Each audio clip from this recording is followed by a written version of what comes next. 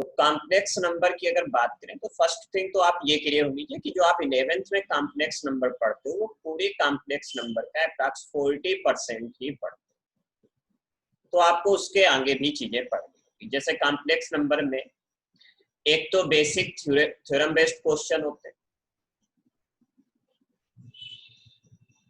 कुछ थ्योरम्स हम लोग पढ़ेंगे, कुछ रिजल्ट्स पढ़ेंगे, उस पर बेस्ड क्वेश्चन होते हैं। सेकेंड थिंग अपने पास ज्योमेट्री बेस्ड क्वेश्चन होते हैं जिसमें ज्योमेट्री लगेगी, तो ये तो 11th में बिल्कुल भी नहीं होता है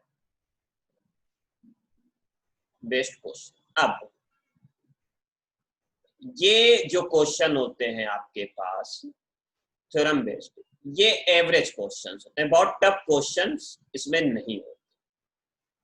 लेकिन जो ज्योमेट्रिक बेस्ड क्वेश्चन होते हैं ये थोड़े हाई थिंकिंग क्वेश्चन होते हैं, मतलब इसमें आपको थोड़ा सा माइंड का यूज करना पड़ता है अपने। और जब बात की जाती है जेईई मेन के लिए तो वो इस सेक्शन से आता है, या इससे आएगा तो इजी क्वेश्चन आएगा, मतलब बहुत टफ क्वेश्चन नहीं आता इसके।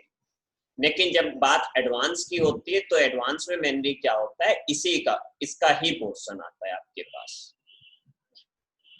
तो ये सेक्शन आपके पास जेईई एडवांस के लिए चला जाता है। तो हम लोग एक एक करके पढ़ेंगे, पहले हम लोग बेसिक थ्योरम बेस्ड क्वेश्चन पढ़ेंगे, फिर हम लोग इस पर ज्योमेट्री बेस्ड क्वेश्चंस पर भी आएंगे, लेकिन थोड़ा सा टाइम लेकर आएंगे। अब तो पहली चीज तो आप ये क्लियर कर लीजिए कि 40% लगभग आप 40-50% पढ़ते हैं, ये पोर्शन आपके पास डीप में नहीं होता है। और इसमें भी आप थ्योरम्स पढ़ते हो बट उनका एप्लीकेशन उतना डीप में नहीं पढ़ते। जहां तक मेन की बात है तो मेन के लिए हमारे पास कुछ फॉर्मेट होते हैं, उन्हीं पर बेस्ड क्वेश्चन आते हैं, बहुत ज्यादा वेरिएशन नहीं होता है। चलिए तो अब हम लोग चैप्टर के कॉन्सेप्ट करना शुरू करते हैं। तो सबसे पहले अगर कॉम्प्लेक्स नंबर की बात की जाए तो आप ये समझ लीजिएगा, बहुत आसानी से आप समझने की कोशिश करिएगा, कॉन्सेप्ट आपको बहुत ढंग से समझना। जो आप रियल नंबर पढ़ते हो, real number is also subset of a complex. Real number भी एक कॉम्प्लेक्स नंबर का सबसेट होता है। अब कॉम्प्लेक्स नंबर होता क्या है, जैसे अगर आपको √4 बताना हो तो आपको पता है इसकी वैल्यू 2, लेकिन अगर रूट के अंदर वैल्यू निगेटिव में हो तो आपने पढ़ा होगा कि यहाँ पर जो वैल्यू आती है वो इमेजिनरी वैल्यू आती है। तो इमेजिनरी के पर्पस से हमारे पास एक लेटर इंट्रोड्यूस हुआ जिसको हम लोग लिखते तो आई है ऐसे, बट रीड करने की जब बात होती है तो इसको रीड किया जाता है IO। अब आयोटा की क्या वैल्यू है तो आप समझिएगा, आयोटा की वैल्यू होती है √-1। और यहाँ पर एक चीज और समझ लीजिए कि ये तो वैल्यू जो आपके पास थी ये रियल नंबर थी, लेकिन यहाँ पर जो इमेजिनरी आई इसमें आयोटा आएगा, मतलब जो वैल्यू आएगी 2i आएगा। अब तो जो कॉम्प्लेक्स नंबर होती है तो कॉम्प्लेक्स नंबर होता है कॉम्बिनेशन ऑफ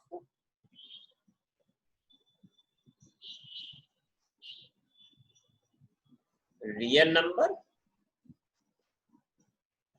एंड इमेजिनरी।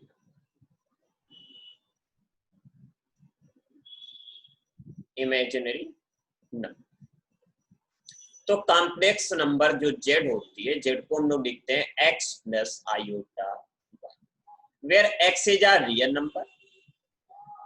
तो रियल पार्ट ऑफ z ऐसे लिखा जाता है, इसको आप रीड करेंगे रियल पार्ट ऑफ z,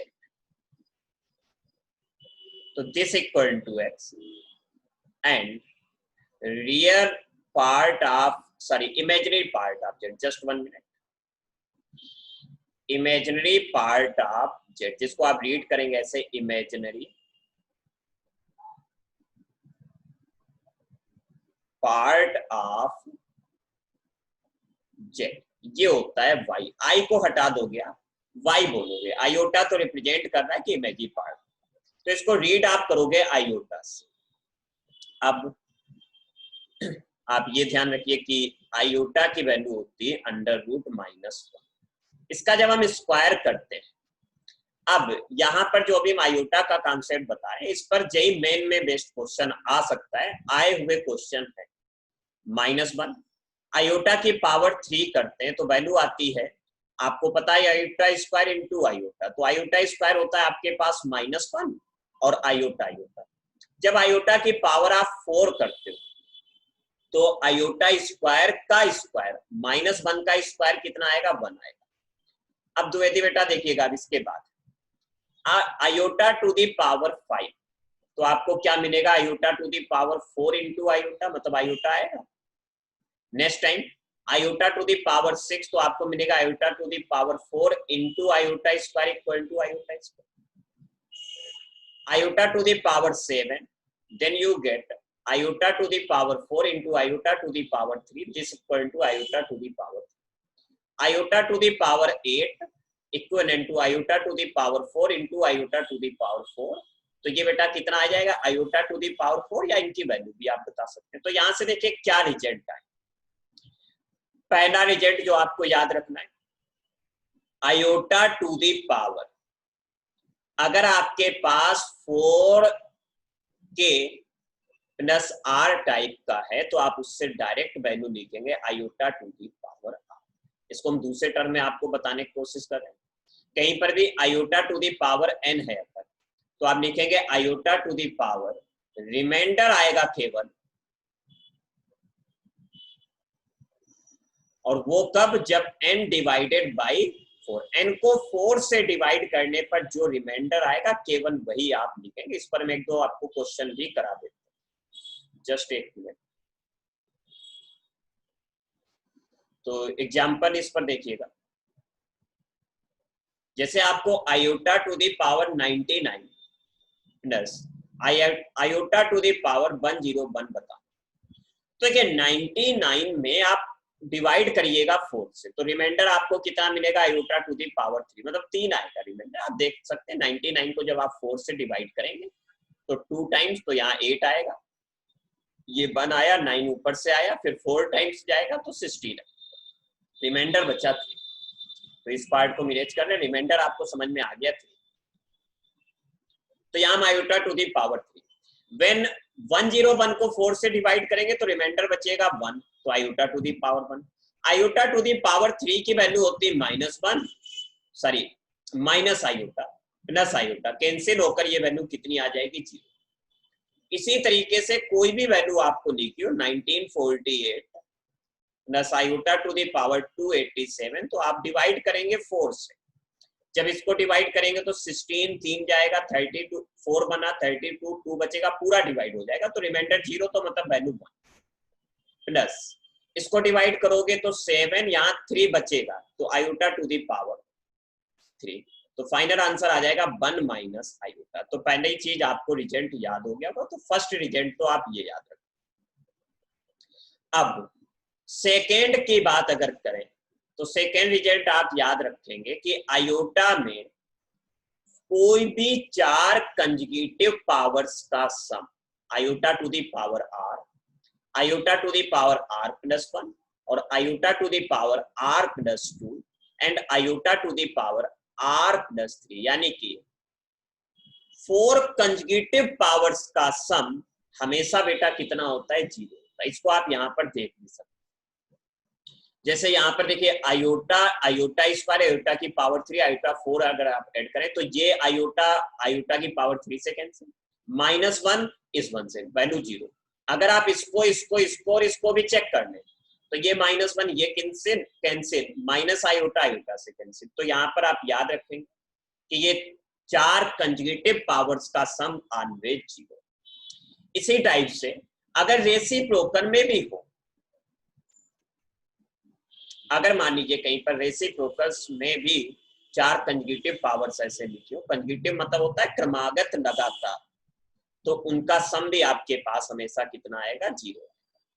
अब इस पर बेस्ड एक क्वेश्चन आ चुका है एग्जाम में, वो क्वेश्चन ये है आपके पास, iota to the power r from r equal to 1 to 13 की वैल्यू कितनी होगी। तो क्या करेंगे आप देखिए, इसका मतलब होता है r की वैल्यू 1 से 13 तक जाएगी, उस समेशन का मतलब प्लस करते करते, तो पहले आप r की वैल्यू 1 पुट करेंगे, तो जब 1 पुट करेंगे तो आयोटा प्लस, फिर 2 पुट करेंगे iota to the power 2 plus iota to the power 3 plus iota to the power 4, ये एग्जांपल हम आपको करा रहे हैं, iota to the power 5 plus next time iota to the power 6, iota to the power 7, iota to the power 8, iota to the power 9।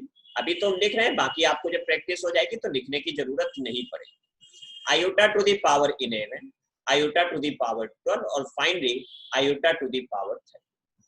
अब आपको पता है 4 कंजुगेटिव टर्म्स का सम कितना होता है बेटा? 0, तो यानी कि इन 4 का सम 0, इसके बाद इन 4 का सम 0, इन 4 का सम 0, तो इस तरीके से बचा आयोटा टू द पावर 30। और इसमें आप जब 4 से डिवाइड करेंगे तो रिमाइंडर 1 आएगा, तो फाइनल आंसर आ जाएगा आयोटा, ये आपके पास यहां बन जाएगा आयोटा। तीसरा रिजल्ट, आप एक रिजल्ट ये भी याद रखेंगे कि आयोटा टू द पावर अगर 4 का मल्टीपल है, 4n टाइप का है, तो उसकी वैल्यू हमेशा कितनी होती है? 1 होती है। ये बेसिक रिजल्ट है, कुछ ऐसा नहीं है, आपको पता है आयोटा की पावर 4 की वैल्यू भी 1 होती है। इसको आप सिंपल ऐसे देख सकते हैं कि iota to the power n to the power 4, तो आप इसको बोल सकते हैं कि इसकी वैल्यू, सॉरी इसको जस्ट 1 मिनट, 4 को अंदर करिए, n को ऊपर लाइए, तो फिर हमने गलत कर दिया, 1 मिनट, 4 को अंदर n को ऊपर, तो 4n, इसकी वैल्यू आपको पता है 1, 1 टू द पावर n, 1 की कोई भी पावर करिए तो 1 आएगा। तो ये 3 बेसिक रिजल्ट आप आयोटा से रिलेटेड याद रखिए। तो ये तो बात है आयोटा की। अब थोड़ा सा हम और कॉम्प्लेक्स नंबर पर चलते हैं। अब कॉम्प्लेक्स नंबर अपने पास, फिर से हम एक बार शुरू करते हैं कॉम्प्लेक्स नंबर के बारे में। जैसा कि हमने आपसे बोला कि कॉम्प्लेक्स नंबर को हम लोग क्या बोलते हैं कि x प्लस आयोटा, और इसको डिनोट किससे किया जाता है? z से, डिनोटेड बाय z।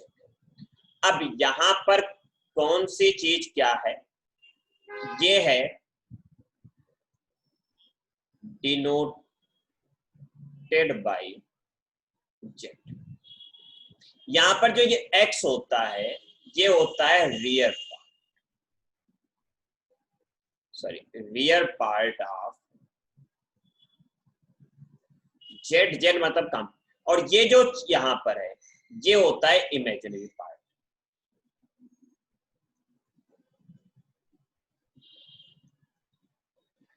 एंड अब जो चीज हम आपको बताने वाले हैं, ये आपका बेसिक लॉजिक बेस्ड एक कॉन्सेप्ट बनता है। कॉन्सेप्ट क्या है आपके पास कि आप एक चीज ये याद रखेंगे कि कॉम्प्लेक्स नंबर, देखिए हम आपको कुछ बोल रहे हैं बहुत ध्यान से, complex number is not a value, it is a way of representation.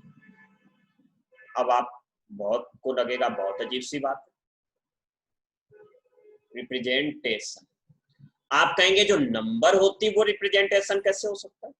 क्योंकि नंबर तो कोई वैल्यू होती है, आप 3 तो 3 एक नंबर वैल्यू है, बट बेटा ये सच है, कॉम्प्लेक्स नंबर एक जो है वो वैल्यू नहीं होती, क्योंकि जो चीज वैल्यूज होती हैं उनको हम ये चेक कर सकते हैं कि ये ग्रेटर देन है या इक्वल है, या ग्रेटर देन आर इक्वल है, या लेस देन आर इक्वल है, ये चीज हम चेक कर सकते हैं। बट कॉम्प्लेक्स नंबर में ये चीज अप्लाई नहीं होती, are not used with complex number. Clear इतनी बात आपको? अभी हम स्क्रीनशॉट आपको एक तरफ से कर दें तब लिख लेना कॉम्प्लेक्स नंबर, यानी कि अगर कहीं पर आपने ऐसा लिखा 3 + 4 iota is greater than 2 - iota, तो बेटा ये इनवैलिड है। कॉम्प्लेक्स नंबर में इन इक्वेशन अलाउ नहीं, बट इक्वलिटी परमिशन की परमिशन होती है। तो इक्वलिटी की हम लोग बात करते हैं।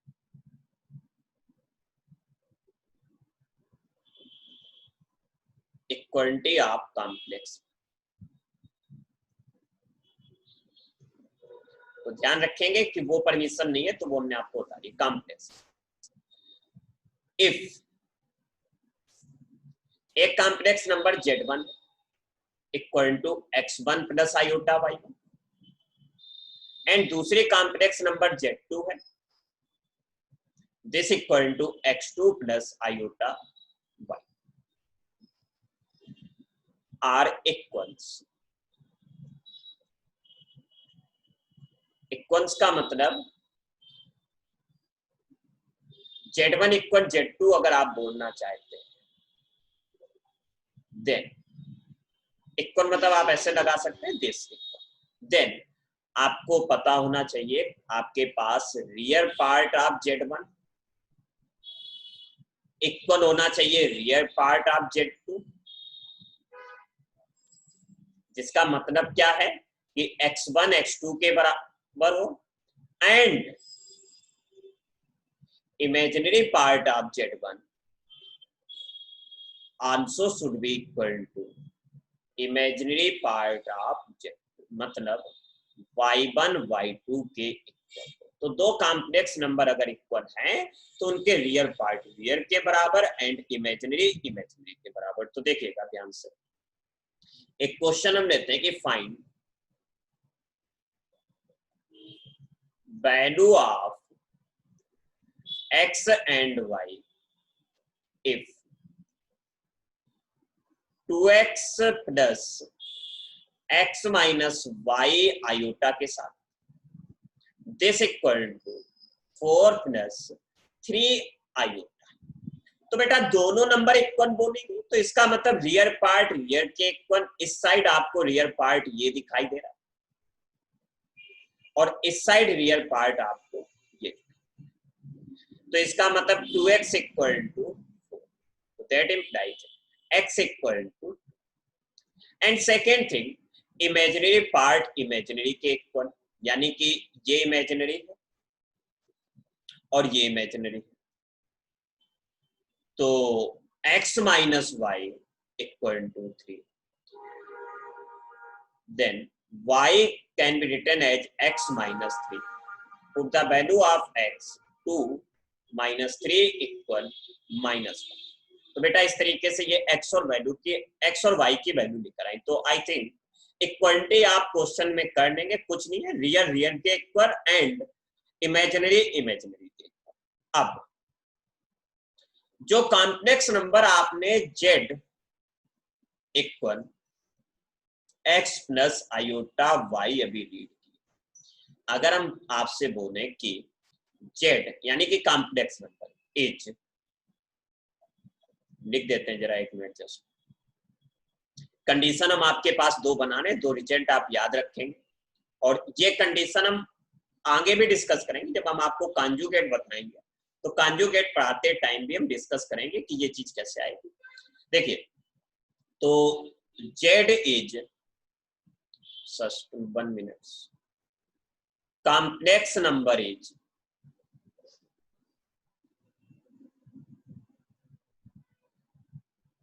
कॉम्प्लेक्स नंबर, और लिख लेते हैं ब्रैकेट में कि z equal to x plus iota. बाकी किसी बुक में हो सकता है a प्लस आयोटा b से लिखा हो, कोई ऐसा मैटर नहीं। Is purely real.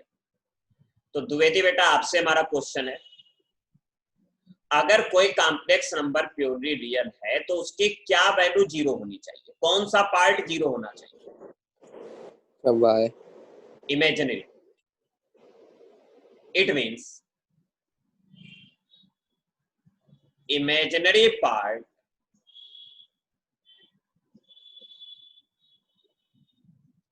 equal 0 means imaginary part of z equal 0, जिसको हम बोल सकते हैं y equal to 0। ये आप याद रखें। दूसरी कंडीशन इसी पर बेस्ड,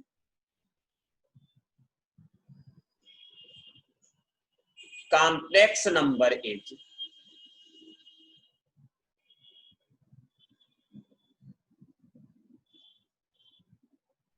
प्योरली इमेजिनरी। शरद बेटा, अगर कॉम्प्लेक्स नंबर प्योरली इमेजिनरी है तो फिर कौन सा पार्ट जीरो होना चाहिए? रियल वाला। रियल वाला। बहुत अच्छी बात। Real part equal zero. Real part आपके पास हम लोग लिखते हैं रियल पार्ट ऑफ जेड जो कि एक्स है equal zero, it means x equal zero. ये दो कंडीशन आप याद रखें। अब इसके बाद हम लोग अब आगे बढ़ते हैं। तो सबसे पहली चीज हम लोग बेसिक जो ऑपरेशन होते हैं हमारे पास मैथ में आपने पढ़ा होगा कि 4 फंडामेंटल ऑपरेशन होते हैं, addition, subtraction, multiplication and division. तो यहां पर जैसा कि अभी हमने आपको बताया था कि कॉम्प्लेक्स नंबर में इक्वलिटी के साइन नहीं लगते, तो इसके अलावा और किस किस में नहीं लगते तो वो भी हम आपको बता देते हैं। एक तो कॉम्प्लेक्स नंबर में नहीं लगते,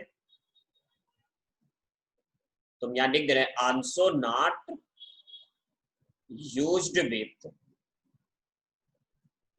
देखिए किसमें नहीं होते। पहली चीज, आप 12th में एक टॉपिक पढ़ोगे मैट्रिक्स, मैट्रिक्स में भी ये चीजें यूज नहीं होती।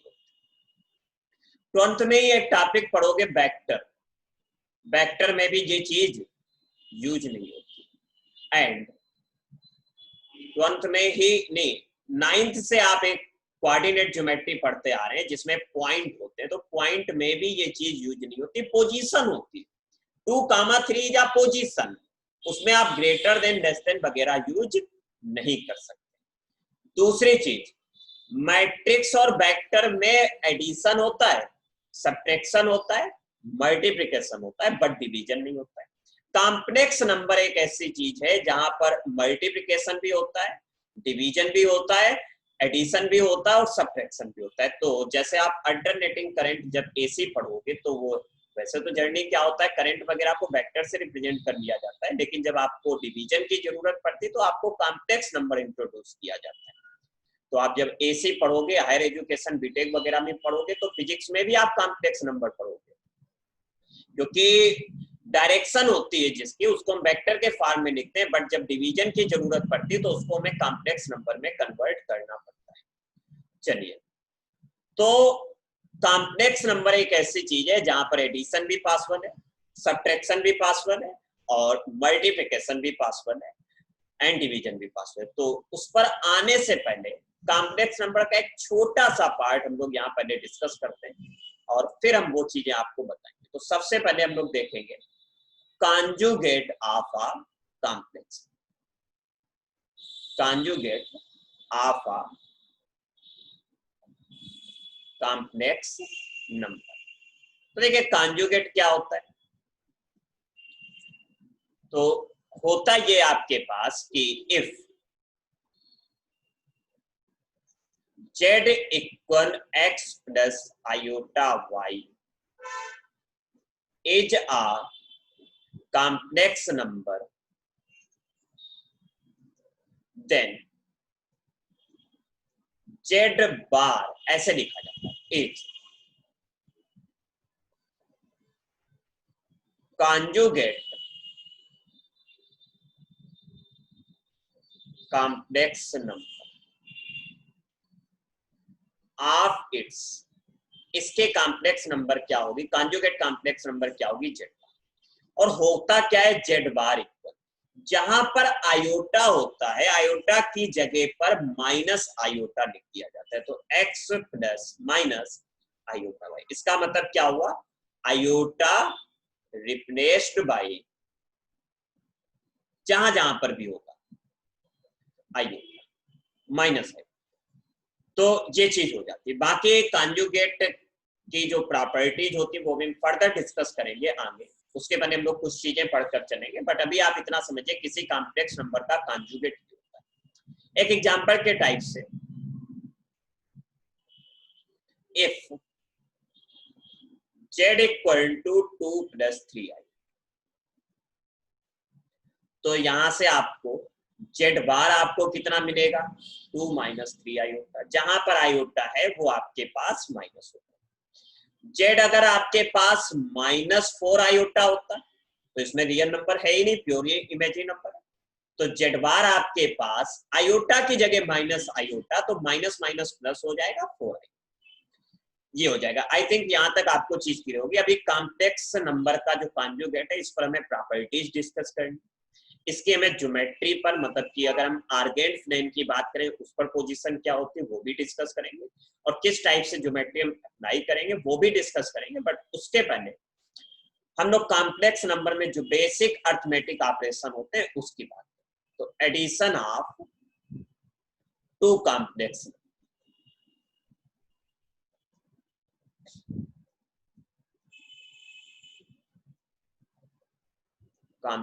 नंबर, तो जैसे एग्जांपल के टाइप से, अगर Z1 आपके पास, just 1 minute, x1 plus iota y, Z2 आपके पास x2 प्लस आयोटा y, तो जब आप इन दोनों को ऐड करते हैं Z1 प्लस Z2, ये होता है एडिशन। तो ध्यान रखिएगा, रियल पार्ट के साथ ऐड होता है एंड इमेजिनरी पार्ट के साथ ऐड, लाइक दिस। तो यहां से आप एक चीज याद रखेंगे, कुछ रिजल्ट हम लिख रहे हैं जिनको आपको याद नहीं करना है, समझना है, बट उस रिजल्ट से रिलेटेड कुछ यूज हो सकते हैं क्वेश्चन में, कि real part of summation of Z1 and Z2, this equal होता है real part of Z1 plus real part of Z2। इसके बाद जब आप इसके इमेजिनरी पार्ट की बात करोगे तो सेम चीज इमेजिनरी पार्ट में होता है, imaginary part of Z1 plus imaginary part of Z2।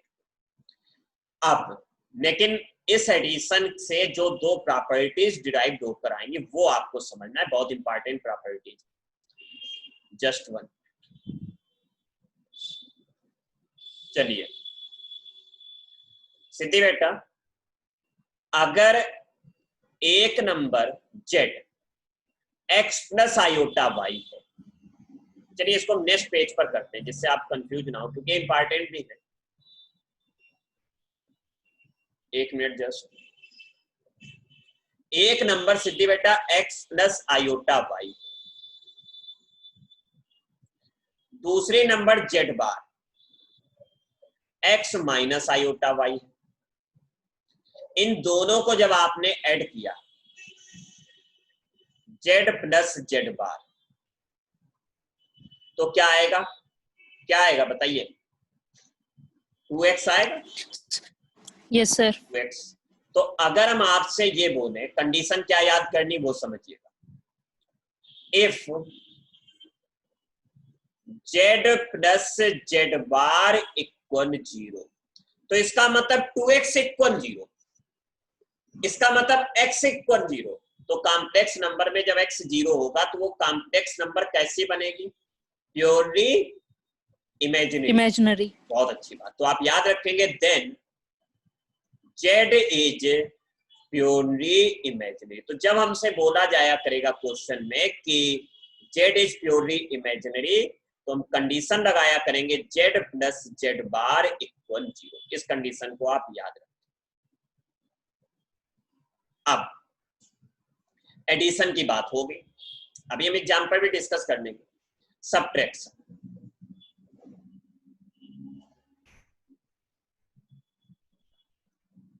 Of two complex, दो कॉम्प्लेक्स नंबर के सब्ट्रैक्शन की जब बात आई, तो देखिए सब्ट्रैक्शन जब आप करेंगे तो एक नंबर Z1 है, x1 प्लस आयोटा y1, दूसरे नंबर Z2 है, x2 प्लस आयोटा y2। जब आप इनको सब्ट्रैक्ट करेंगे Z1 minus Z2, then you can obtain result as x1 minus x2। Real part से सब्ट्रैक्ट होगा एंड इमेजिनरी से सब्ट्रैक्ट होगा, y1 माइनस y2। तो बेटा यहां पर भी आप देख सकते हैं कि rear part of Z1 minus Z2 अगर देखा जाए तो सिंपल हम क्या करते हैं, rear part of Z1 minus rear part of Z। दूसरी चीज imaginary part of Z1 minus Z1 जब करते हैं हम लोग तब भी simple, imaginary part of Z1 minus imaginary part of Z2, इस तरीके से।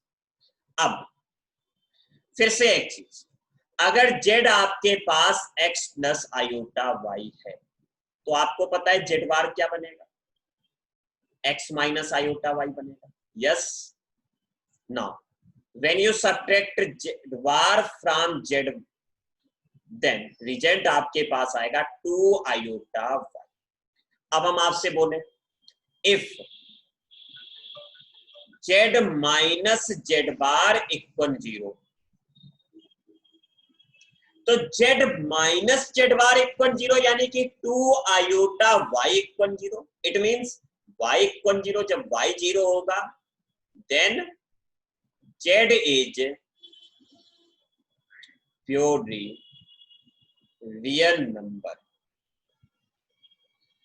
आई थिंक यहाँ ये कंडीशन याद रखेंगे, क्वेश्चन में यूज होंगी, जब हम कराएंगे तब आपसे कंडीशन पूछेंगे। तो एक ये भी कंडीशन आप याद रखेंगे, अगर Z प्लस Z बार 0 है तो नंबर होती है प्योरली इमेजिनरी। चलिए अब आप इतना स्क्रीनशॉट लीजिएगा जरा, हम आपको कॉन्सेप्ट बता देते हैं मल्टीप्लिकेशन और डिवीजन का भी, फिर हम लोग देखते हैं। तो देखिए डिवीजन की वो मल्टीप्लिकेशन की जब बात करोगे, मल्टीप्लिकेशन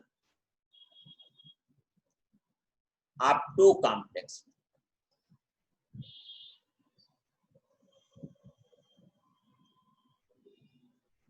तो देखिए एक नंबर जैसे Z1 है आपके पास x1 प्लस आयोटा y1, एक नंबर Z2 है आपके पास x2 प्लस आयोटा y2। तो मल्टीप्लाई आप वैसे करेंगे जैसे जर्नल आप करते हैं, तो Z1 Z2 x1 plus iota y1 into x2 plus iota y। जब मल्टीप्लाई करेंगे x1 का x2 से होगा तो x1 x2, x1 का i y2 से होगा तो i योटा x1 y2, फिर आयोटा का इससे करेंगे तो आयोटा x2 y1, आयोटा वाला जब इससे होगा तो आयोटा स्क्वायर आएगा, y1 y2 आएगा। अब आयोटा स्क्वायर की वैल्यू -1 होती है तो आप यहाँ पर लिख सकते हैं x1 x2 minus y1 y2 और प्लस आयोटा कॉमन ले लीजिएगा तो x1 y2 plus x2 y1। इसी को अगर आप वैसे लिखना चाहते हैं सिंबल के फॉर्म में, तो rear part of Z1 Z2 अगर लिखना चाहें तो देखिए रियर पार्ट आपके पास x1 x2 minus y1 y2, यानी कि rear part of Z1 rear part of Z2 minus imaginary part of Z1 and imaginary part of Z। Next आप इसका इमेजिनरी पार्ट अगर आप देखना चाहते हैं Z1 Z2 में, तो इसका मतलब rear part of Z1 imaginary part of Z2 और प्लस साइन के साथ imaginary part of Z1 rear part of Z2, ये चीज। तो इतना स्क्रीनशॉट करिएगा इसका भी आप। अब डिवीजन की जब बात करें तो आप ऐसा करिएगा, डिवीजन और इसके एग्जाम्पल हम नेक्स्ट सेशन में, इसके बाद नेक्स्ट मीटिंग ज्वाइन करिए, उसमें डिस्कस कर रहे हैं आपके साथ।